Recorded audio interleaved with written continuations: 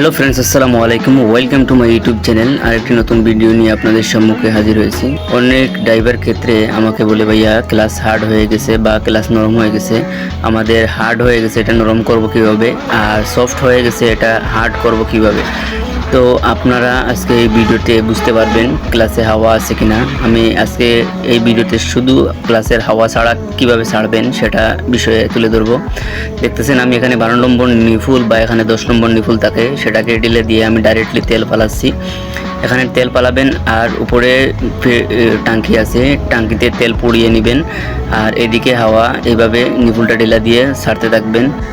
যখন দেখবেন ডাইরেক্টলি তেল পড়তেছে তখনই আপনারা এভাবে টাইট দিয়ে দিবেন, আপনার ক্লাসের হাওয়াটা ক্লিয়ার হয়ে যাবে। তো ভিডিওটি ভালো লাগলে আপনাদের মূল্যবান মতামত জানিয়ে দিবেন এবং আপনাদের মূল্যবান গাড়িটি চলুক ভালো মতে, এটাই প্রত্যাশা করি। আসসালামু আলাইকুম রহমতুল্লাহি ওয়া বারাকাতুহু।